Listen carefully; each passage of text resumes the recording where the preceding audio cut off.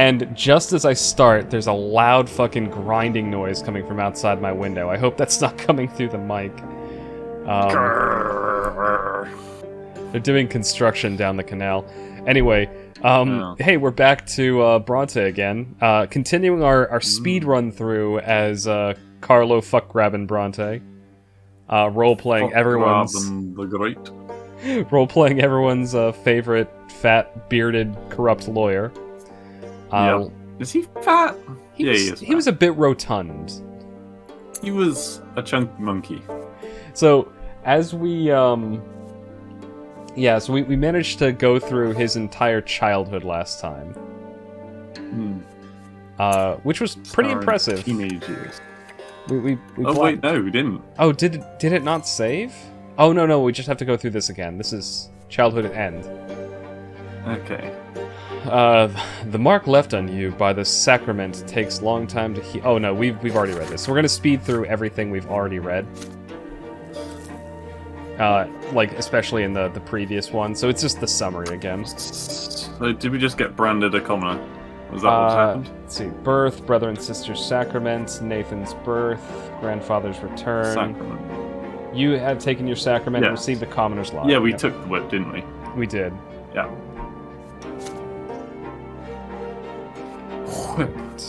Spineless Zero? Oh no, wait, sorry. Yeah, we have are spineless. We have because we got 0. We have no determination whatsoever. Willpower's good though. Full of power. We are untouched by death. It was last time we played this. Was it? Okay. Yeah. All right, on to our adolescent years. Question is, place your bets now whether FockGraben will live longer than Equestrian. That is true. Considering we plan to make him a bit of a coward, he might. I think he's going to last growing up longer. fast. Oh, there's a... The school, the streets, and the whole wide world awaited me beyond the gate of my parents' house. This isn't his voice. No, it isn't. I'm Carlo FockGraben. The worst thing about playing for Carlo FockGraben is that we can't actually do his voice because our character is silent. That's true. Unless we want to read all of our inner monologue like that, and I really don't. Do you want to start? Sure. Chapter 2, Adolescence. You've lived in this world for 8 years now. As you grow older, life grows more complex. The world of your childhood was limited to your house and family, but now the realm is expanding. It also includes your neighborhood, the nearby houses. The streets of the ancient city of Anisot. A question now looms over you, growing more pressing with each passing year. What will your place be in this vast outside world? Few people in the blessed Arcanian Empire trouble themselves with this question. It's not within a man or a woman's power to choose. Their destiny is predetermined by the birth and those who bore them. And yet your peculiar birth has granted you a choice. Your father is a man of nobility, a worthy example in matters of duty and honor. Your mother is a commoner of lowly estate, humility and patience made flesh. And your sky is ablaze day. And your sky is ablaze day and night with the light of the shining pillar, the beacon of the clergy. Your back bears the marks of the lash. Will you accept the drudgery and suffering that is the lot of the lowborn for your entire life? Or will you follow in the footsteps of your father and your father's father, and fight for the right to serve the empire as a noble of the mantle? Perhaps you will follow the twin gods' word and offer spiritual guidance to others. So, on top of that line, you said the word bears, and that reminded me of something I saw earlier. This is a complete tangent, but it's interesting. Fine, go for it. There are some black bears that have, like, a gene that's not dominant. Regressive? Recessive. Yeah. Gene where it makes them, like, completely white instead. And they're called soul bears. So, Just and I'm assuming it's not like albinoism, so their eyes aren't pink. I don't think so. No. Because albinism, like when it manifests in humans and other animals, they will to be completely white, but their eyes will be like a bright red or pink. Red, yeah. Yeah. Interesting. Anyway, Go on. Soul Bears. The answer lies out there in that vast, terrifying world. What awaits you beyond the walls of your home? Is it a spirit bear? All right, so we've got some things coming up in this. We can actually look ahead at these because we know what these are now. Yes. This is her poetry, if I remember right. Yep, which, does the church agree with poetry? Probably not. Well, it doesn't agree with her poetry because poetry is for the nobility, and she's a commoner. Yeah, it's not really to do. So it doesn't really matter where we go with that. And Stefan's banging a commoner. Yes, which is fine. Yeah, we go along with it, and then whenever we can use it to our advantage, then we turn on him. Blood time. Yeah, this is where we have to participate in the ritual to like be part of the Brante bloodline. Yes. Nathan's admonition. So this is where he wants to become someone in the clergy. Yes, so he's going to be a little pawn, we decided. Romantic feelings. Nope. No. After seeing what that chick did last time, let her ass get run over by a carriage. I'm sorry. Yep. We will dance on the corpse. Revelation. Have we decided, are we going to be a lawyer again, or are we going to do religion? Anyway, just going back to the last one quickly, double thing.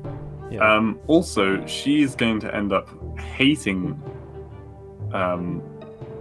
like the way that the way that we play. world has been. Sorry, what? Oh, wait. What do you mean? She hates the way that things are run because Yeah. she's a magic person, so we kind of want her dead anyway. It's a bit of a twofer. Anyway, Revelation. Yeah, what? this is where it is. Oh wait, that's that. Yeah, but I think we meet her first and then she gets run over. Oh no, this is a different girl.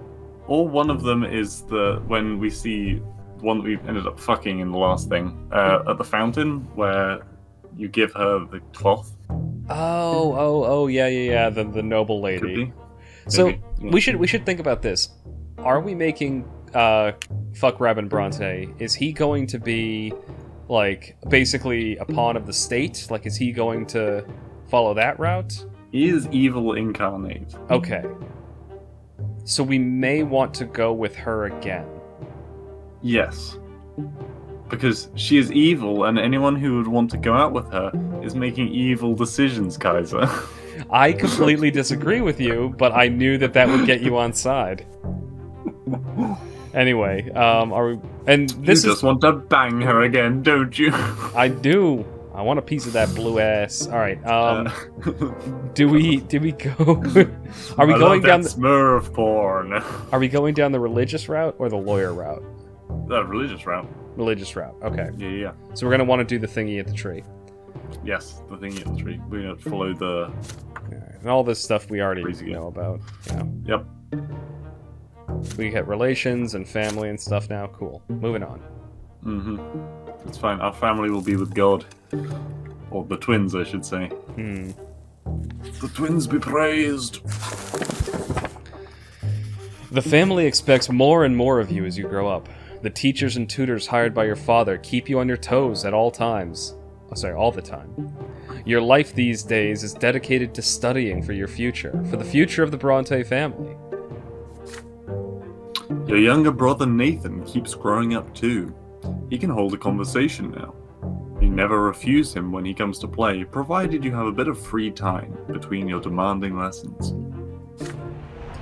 It is a rainy day today. Father and mother have gone to a ball, and they left Nathan in your care. You lose track of time over the books in the sitting room, and Nathan goes off alone to splash in the creek. Soon you hear his voice begging you to come outside. He is on the porch, sobbing, all covered in dirt. You walk up to him as he continues to bawl. Oh god, what, did I change his voice or did I keep it the same? I don't know, I think he was still a whiny little bitch. Like, It's all that kid. He pushed me into the ditch and called me names. He said I was a fancy pants fool. I said, I'm calling my brother. He's still there. You have to go punish him, Focky. God damn it. That's his nickname for you. God. Nathan points at a lopsided wooden house further down the street where the poorer artisans live. You see two boys lingering there on the porch. They're clearly both commoners, but far from poor. One of them is almost as tall as Nathan, and he frowns in a funny way, just like him.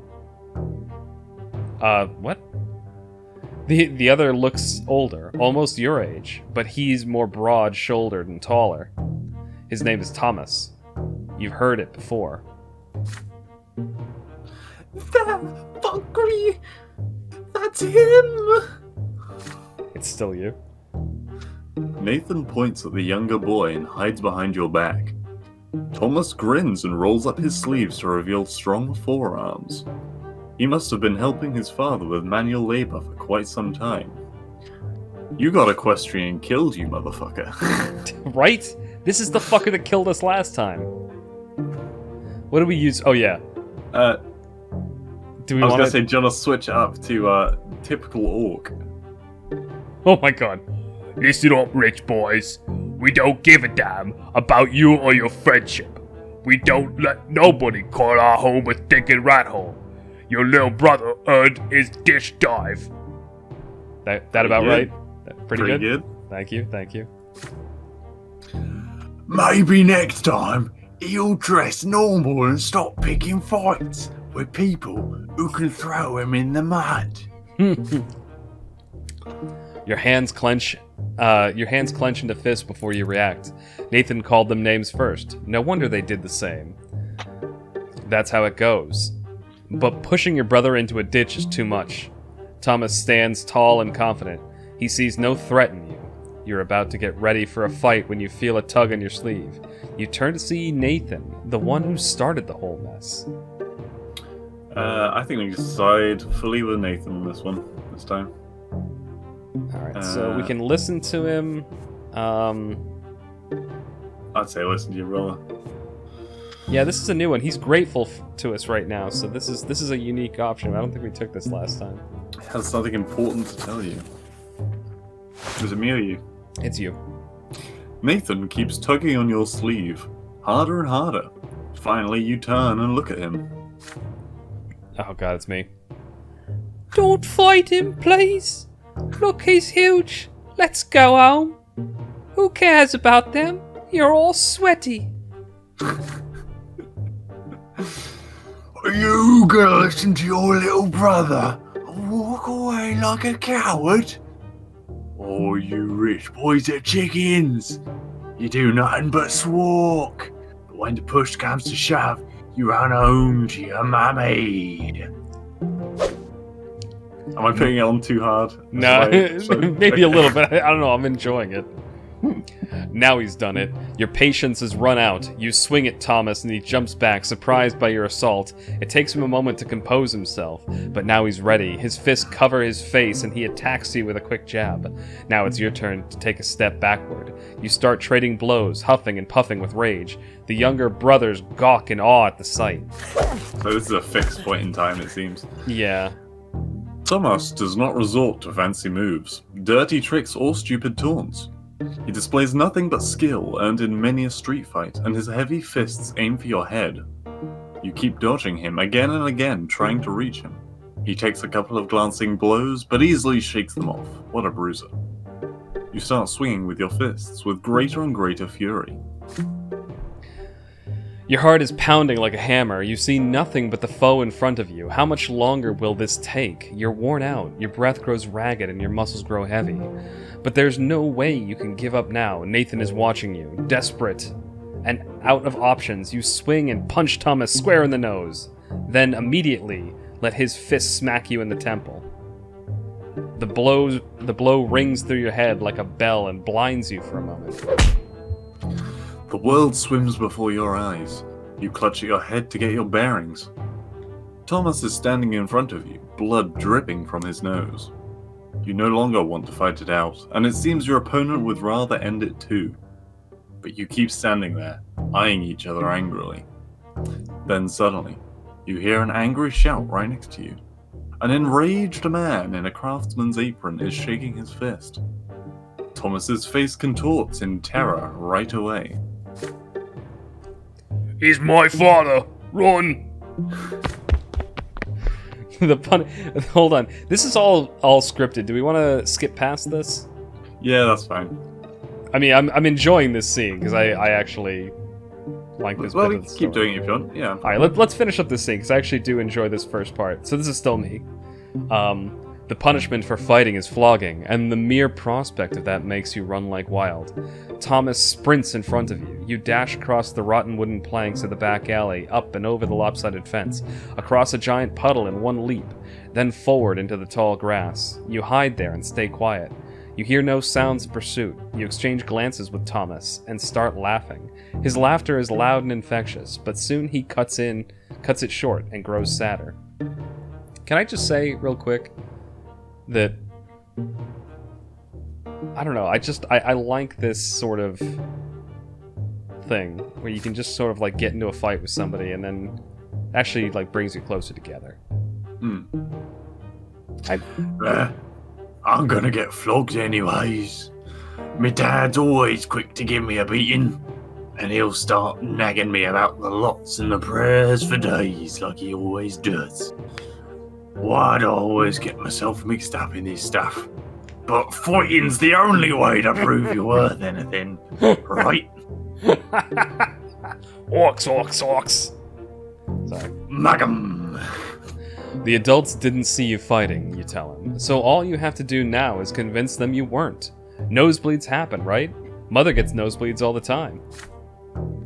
What? Weird.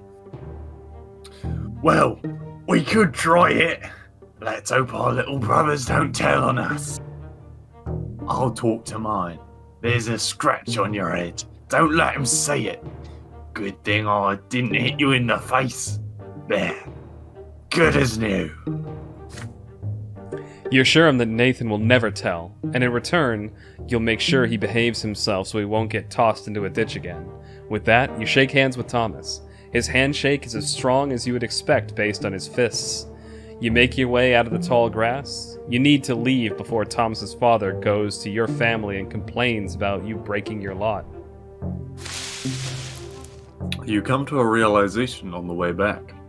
You had no idea the place where you were hiding even existed, and it wasn't too far from home. Thomas smiles in excitement when he hears this. Oh, I know. Sorry. Oh, I know lots of places like that. I'll tell you what. If we get out of this mess today, I'll show you the way to the old fortress wall. It's a perfect place to build our own fort. I dragged a bunch of wooden planks there. Too bad it's no fun to build all alone. My brother never helps. He just gets in the way. It's a great place to get stabbed and die, I hear. Yeah, I'm still so fuck you, Thomas. You emerge from the muddy back alleys, united by a secret only the two of you know. It seems you've made a friend today. Alright. I'm kind of annoyed that we have, not gonna lie. Oh look, we got even more. 10 willpower prepared for... Why? We just got punched in the face. I don't know. Maybe it's because we I guess willpower, actually, that does make sense. Yeah, so we're all boosted up. Alright, so we'll skip over the next part of it, something we've seen already, because, I mean, that scene was just fun to do again, and now we know that Thomas is an orc. Yes.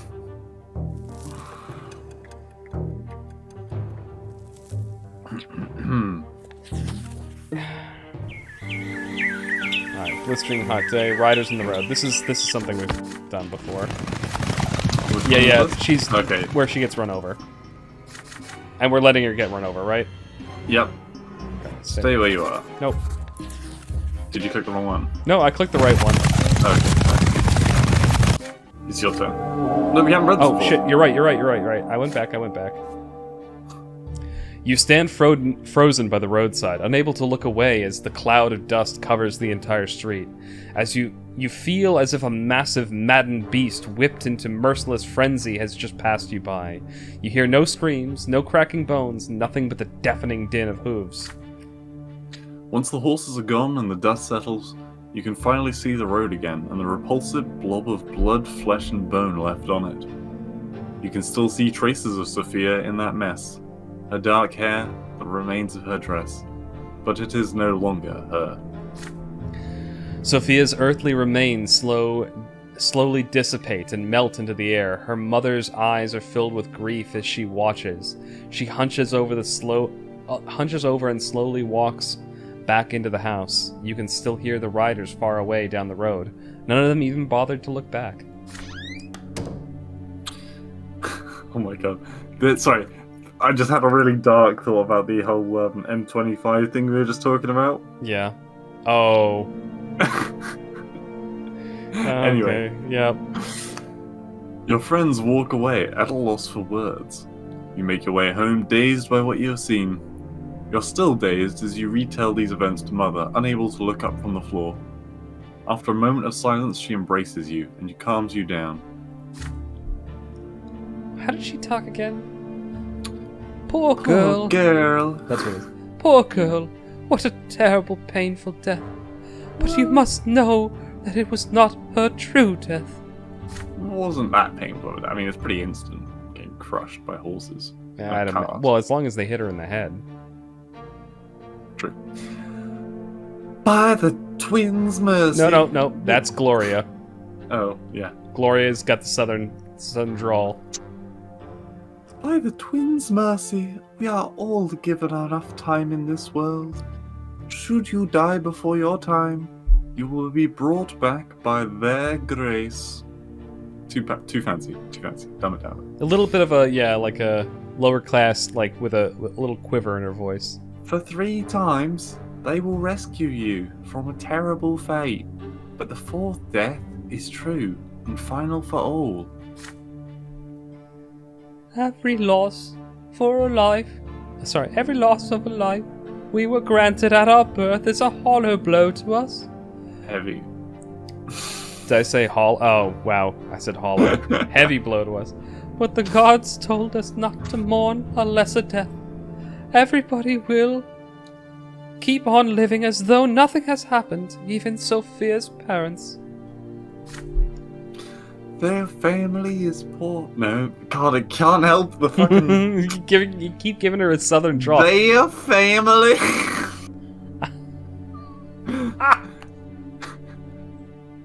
I kind of want to do that now. I'll go for it. I'll go along with it. We've changed everyone else's voice. Their family is poor, and they have no family grip like we do. When the girl's soul comes back to life, her body will be reborn in the city church with all her wounds healed. Do not mourn her, my son, but thank the twin gods for their justice. You see Sophia by her house a few days later, and she looks completely fine, without so much as a scratch.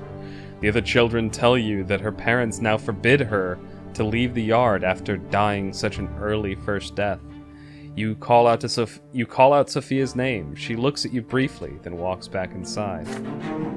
Sophia never talks to you again. Sorry, I just read that because it's... Fair enough. Good. Okay. This chick was f***ing crazy. I mean, better her than us, in this case. I'm sorry, like, I advocate... Like, we both advocated for saving her the first playthrough. And it was the right decision. It was the right decision, but knowing what we know now, like, the kind of horrible person she grows up into being... No, fuck that. Well, more that we're going to be the ones that grew up into the horrible being this time, and we want our lives. Yeah, maybe, but when we grew up in the last game, like, we were being good people, but she was just some kind of a crazy zealot. Like, she didn't actually... Anyway, we're fast-forwarding through this. We're going to, days... So some kind of a... You're worried about dying, I think. A single moment of bad luck, you could die. Yep. order has gone to... Oh, right, because there's a little bit of insurrection in the streets, as it were. Alright, this is you. During lunch, Father tells you to stay home in the evening and prepare to meet some important guests. Your elder brother Stefan will return home by dinner tonight. Joining him will be your grandfather Gregor Brante, as well as a noble friend of the family. You are excited about your brother's return. It has been years since you last saw him. How has he changed during his years away from home? So, do we want to skip over this because it's something we've done previously? Yeah, do you not want to practice your German accent? Wait, who has the German accent? Oh, that guy. Yeah. Alright, fine, let's do it. You and Father await the guest anxiously. The doorbell rings. 3 people are standing outside. Grandfather is the first to come in. Naturally. He has not changed a bit since his last visit, still eyeing the house with contempt, looking for any reason to demand it. I will remind you that this is me whenever he comes up. Yep. Oh, good. Grandfather is followed by a stately young man dressed in a jacket embroidered in silver, whom you barely recognize as your brother. Stefan casts a glance at your threadbare clothes, your dirty fingernails, and smirks. The last to enter the house is a personable gentleman with a worn-out, wrinkled face. You've heard a lot about this man from father and grandfather. He is Baron Augustin Elborne, Stefan's uncle, a family friend, and the province's prefect, which means that he is the head judge and thus father superior. Sir Elborne smiles lightly and offers you his hand. Oh god, okay, right. 9! Goddamn. I honestly can't remember how I did this. It was like, and this must be your younger son. Like that. Okay, cool. And this must be your younger son, FockGraben, yes? You have...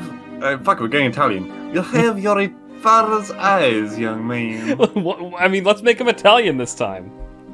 Cool. I mean, Elborne is quite... I feel like it's kind of Italian-y. Yeah, I feel like... Okay, fuck it. This time he's Italian. The father bows slightly to grandfather and Sir Elborne.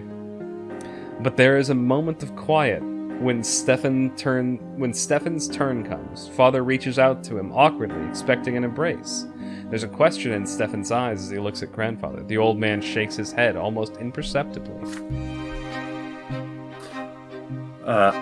We noblemen oughtn't put out our emotions on public display, father.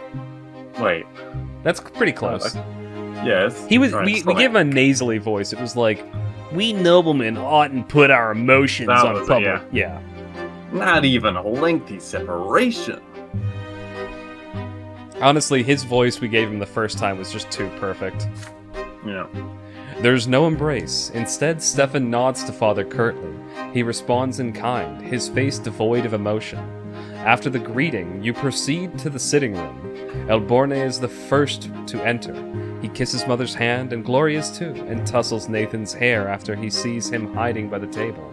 Grandfather acknowledges them with a glum nod. Greetings, Lady Brante. I remember you were kind to me when I was a child.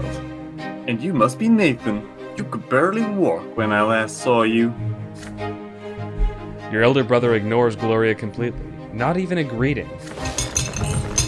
You proceed to the dining room in a dignified manner and take your seats. The dishes smell delicious, but they merely punctuate the overwhelming tension at the table. Elborne is the only one with a friendly smile on his face. The dinner is splendid, Lydia. Did you choose the dishes yourself? You have truly a refined palate. It warms my heart to know Stefan spent his early years with you. Womanly care always does a child good, no matter the estate. Your fork freezes in the air halfway to your mouth. You expect many things from a noble of the sword, but words of praise for a low-born woman are not one of them. You cast a glance at grandfather. He looks like he is about to choke on the words. Oh, here we go. It would do my grandson more good to stay at the boarding school among his equals. Nice. Please, Gregor. Parenting is he's Transylvanian now. Parenting is no less important. Nothing can replace a mother's love. I cannot deny it. It saddens me greatly that my late sister could not be there to raise Stefan. But there was still a family for him, and he was surrounded by love. How can that be bad? Augustin Elborne, the man of the miraculous wandering accent. Many voices is good, yes. And besides, his father was by his side all the while. A father's example is always the best. After all, Robert earned the judge's rank the same way you did. Your grandson will surely follow in your footsteps. Oh, who knows? Perhaps even the younger men of the Brante family will continue to do. Contribute to the... Yeah. You clumsy, low-born cretin! Everybody is startled by this sudden outburst. Grandfather's face turns red. He is glaring at a young lady servant holding a picture over a glass. Stefan is sitting right next to her, dabbing a napkin on a fresh stain on his jacket. Oh boy. Be gone this instant! Be down. The lady servant runs away, leaving the picture on a small table by the door. After a quiet moment, Elborne smiles again. It appears the servants have left us. Yet the dinner is far from over. Still you. Worry not, Uncle. There are enough commoners at this table to keep us served with food and drink. Stefan glares at Gloria across the table. She is sitting right next to you. She shrinks down and hunches over under his gaze. Father furrows his brow. Mother covers her mouth with a trembling hand. Grandfather sneers. Stefan's gaze does not move. The silence lasts far too long. And then from one end of the table, a fart emanates. Nathan, was that you? Then she starts to rise from her chair. If the Brante gentleman so wish it. Oh boy. Your hands clench into fists under the table. How can he bring himself to humiliate his own family, his own mother and sister like this? It is all grandfather's doing. Stefan could not even bring himself to embrace father without his permission. And yet they are noblemen, and they have the right to act this way. If there is any way the dinner can become even more unbearable, you do not want to see it. Make small talk over dinner. If we're being the dickhead that we are, yeah, Yep. It's gotta be that one. Oh god. We're Moving- such a douche. Sorry. Moving stiffly, Gloria takes the wine pitcher and starts refilling the glasses. You turn away. I'm just imagining us like tapping our glass now. You turn away from your sister, eager to distract yourself from her presence somehow. So you ask Sir Elborne how you may contribute to the family legacy. He turns to you, clearly relieved. I like to think of just look at Gloria. To the left, dear. One serves from the left. Alright. Your eagerness to support the family betrays your noble bearing, young. It's simple. Always remember that you are a Brante. Your family has a path of its own. You must follow in the footsteps of your father and your grandfather and learn the judge's trade. You keep asking questions about the life and duty of a nobleman, trying not to look as Gloria continues serving the table. Sir Elborne is eager to explain. A nobleman must always live with honor in mind, but the imperial law stands higher. There are 3 lots and 3 estates. Naturally, they can never be equal, yet the law must govern those who live within each estate. You have a hard time understanding some of the things the prefect of Margaret says. but his intellect is stunning. You have a hard... As a 9-year-old, you have a hard time understanding what this guy's saying. Actually, I think we're 10 now, but still. The dinner ends. Gloria takes away the last of the dirty dishes and disappears quietly from the dining room. Sir Elborne cordially bids you farewell. Grandfather and Stefan are still as haughty as ever, but they are clearly pleased. Pleased with what, you wonder? The dinner or Gloria's humiliation? Oh. Then you go to sleep. Your sister is sobbing in the next room, loud enough that you hear. +1, hell yeah. We're getting in with Granddaddy. Yeah, I love how this playthrough is just let's get in good with the biggest fucking cunts in the game. Yeah. Who's... Oh, yeah. Even after he's dead, he's still fucking weighing on us. Right. And that made us noble, ignoring our sister. Who'd have thunk it? Oh, God. Okay, so this is the yeah, this is where we Smurf. have the chance to get in good with the Smurf. Yeah. Yeah. So let's skip through this. Yeah, we've done this already. Talk to Thomas.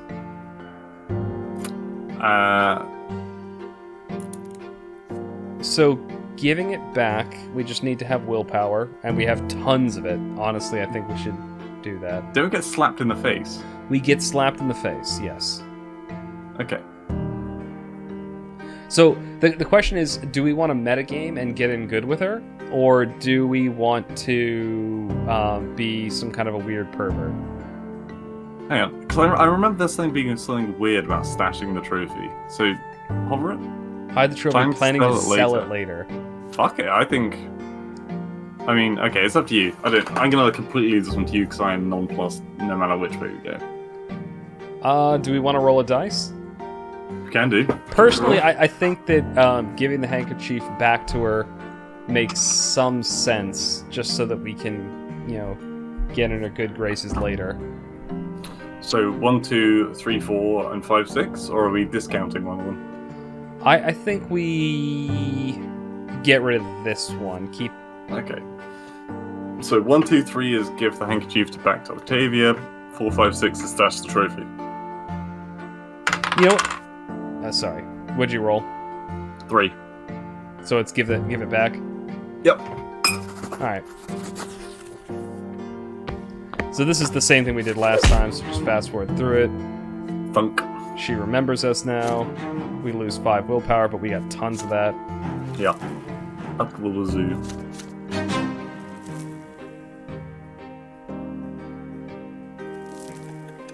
Come on, give us the religious moment. This is the shit we want. Yeah, I know. Well, plus I've only got 15 minutes left, so... Okay, we'll do one more, one more segment. series, yeah. What are they talking about? We can go back to it. Here's Stefan addressed in such a manner, children will bear the name. So it's they're He's just complaining. Yeah, he's complaining. He wants Granddad is wanting the legacy of the family, and Yeah. I mean, that's the whole thing. That's the only thing he says throughout the whole thing. yeah. So, I mean, power -3. Well, yeah, but we just got +1, so it's our family's power. Oh, is it? No, current balance of power in Margaret. Oh, who rules the province? Nobility and power. Okay, so the commoners Oh, are getting. we want it low. We want it low. Yeah, Reign of terror. yeah, sorry. yeah, we do. Yeah, so we want the nobility to stay mostly in power on this playthrough. You start studying at the school of Sir Tybor and begin to master the sciences. So this is like not uni. This is like school. Yeah, this is like the grade school kind of level. All right, we've done this already. None of this is new. So want to just blast through it? Yeah, plus through it. So I think the choice is whether we do work like at home or if we be religious. Is Yeah. theology religion? Yeah, theology is religion. Okay. Oh, hang on. Hover Nathan. I just want to see what it says. Put everything away and accept your Offer brother's help. offer for help. What does he want to help us with? Nathan is by the door trying not to bother you. He wants to help you the only way he can for reasons known only to him. Will you accept his help? I'm happy with theology or Nathan. Yeah, I think we should do theology because we're already in good graces with Nathan. Yeah, because also it's kind of like it's a 50-50 whether it gives us a good thing with Nathan, but we definitely want theology. Yeah, if we're going into religion, then I say we go, theology. Alright, so this is brand new, so let's read this. Yeah. You push Nathan out of the room. He cannot possibly help you prepare for the exam. With books out of the way, you delve into the books on theology. Your mind is awash with the names of saints and zealots, and concepts of the divine. Your studies tire you out so much that you fall asleep among the books until your mother wakes you, gently, and sends you off to bed. Come morning, you barely have the time to wake up before you are walking to the menacing edifice of the school. The entire day is a constant stream of school subjects demanding knowledge, questions demanding answers. You demonstrate satisfactory knowledge of the law and history, though you are somewhat confused by the technicalities and the chronological order. It feels like the day will never end, but the end does come at last, the theology exam. As luck would have it, it is the final test of the day. The teacher, a priest, starts asking you a question. Oh, sorry, my bad. The teacher, a priest, starts asking you questions. Surprising even yourself, you provide coherent answers for all of them. You quote eminent theologians on why and how the lot of the clergy is to provide spiritual guidance for the other estates. When the questions require examples, you quote prayers and lives of saints you have read with mother. You earn the highest grade on this exam. Boom! Fuck yeah. Lydia likes that. Back home, you're overjoyed to tell Mother how you aced the theology exam. She pats you on the head gently and says you should tell Father how you did in history and law. Spirituality +1. Boom. I don't remember ever seeing us get any spirituality last time. Yeah, because we never touched it. Your education continues, imperial law, you realize that there are certain... Okay, so this is just all same. Yeah, so this is just more of what the last decision we made. Cool. So that was another part. Yeah, I think this is... Just want to make sure that... Okay. Yeah, that'll be another one of these. Another good one. We're starting to get into some of the interesting things where the last part where we're doing the childhood, it was very... Yeah, it was very much all of the same. Like, we did a few things different, but not too many. This time around, though, now we're starting to get into some of the big differences, like going into spirituality, ingratiating ourselves with the assholes in the group. Yeah, it's like Fallout 3, where the first part of it, you're just getting out of the vault. And now we have left the vault, and we can go anywhere we want. And we're trying out a new faction, essentially. Yes. Anyway, hopefully you guys enjoyed. We're going to keep going with this. And yeah, you'll hear us again soon.